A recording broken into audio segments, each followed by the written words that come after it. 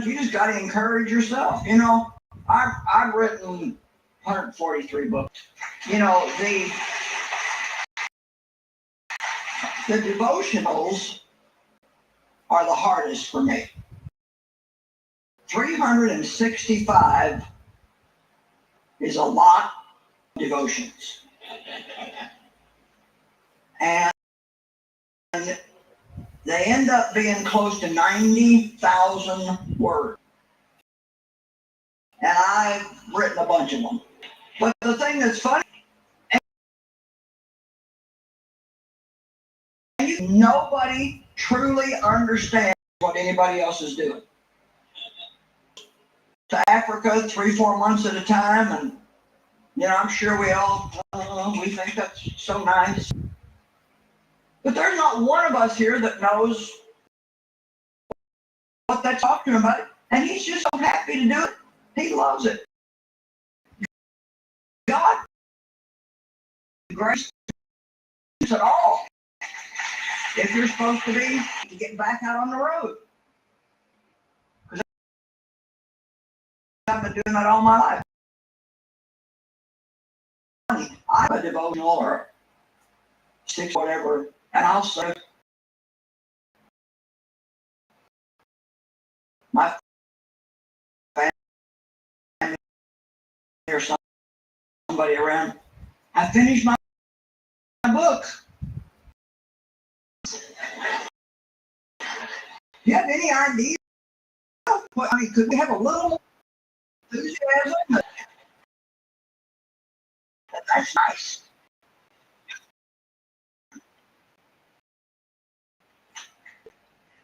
Your mom cooks. She goes to the grocery store. She gets it all. She cooks.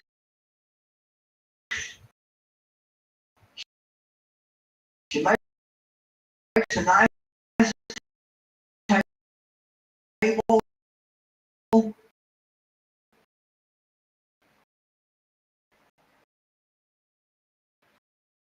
Everybody sits down. In 15 minutes, they've eaten what took her all day to cook.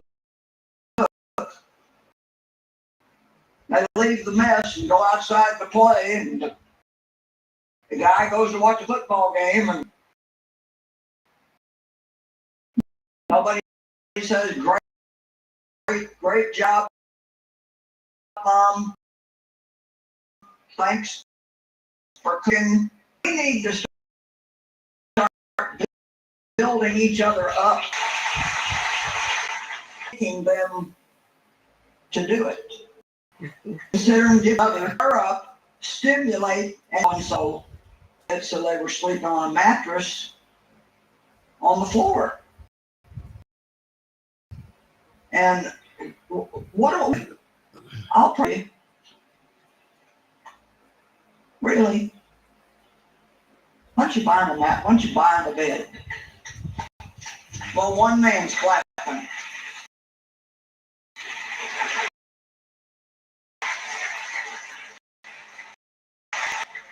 You say, well, I don't have the money to buy him a bed. Okay, then get with some other people and do what the scripture says and stir them up. So how much of you contribute, the happier we would be if we would stay busy having a purpose. Dick Van Dyke in his 90s said, when you're older, there's 2 things you need somebody to love. You know why a lot of people get depressed? They don't have a purpose.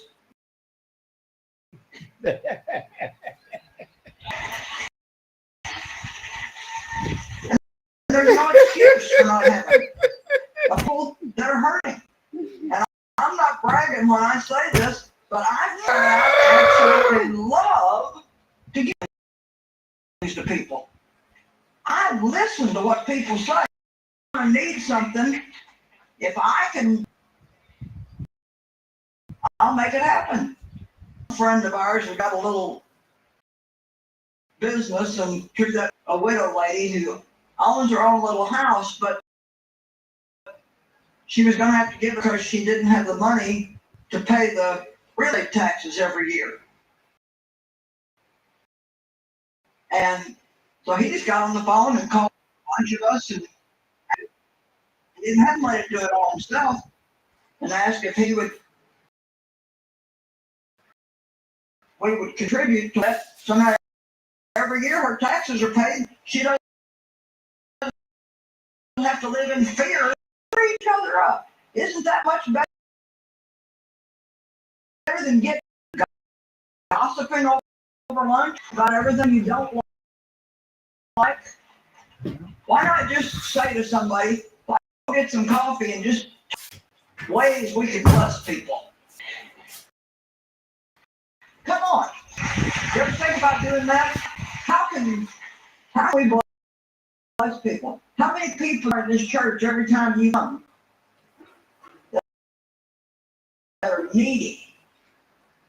Single moms who can't ever afford to take their kids out to lunch.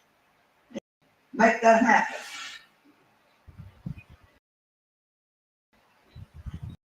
Why should I do that? I don't even. Well, all the better. Come on, am I making any sense to anybody?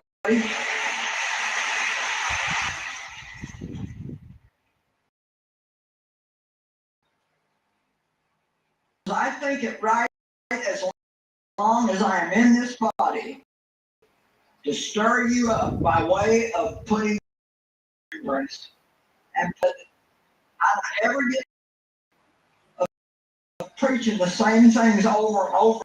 I'm stirring you up to remembrance. And really, that's all I'm doing this morning. I'm just starting to get back to stuff that you already know, but maybe have just give you a few things you can do this year to have a happier life. And you're not going to have a happier life with somebody else to come along and make you happy. And for 38 years. I could work that story into every message and not get tired of it. This guy, 38 years, he had some kind of an infirmity.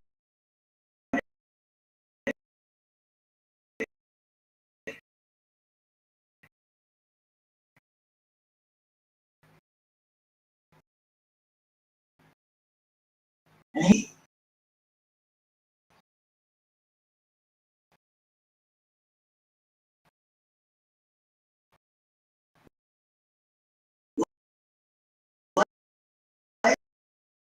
by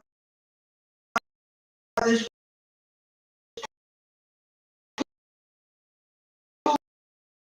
pool that everybody else, sick people laid around.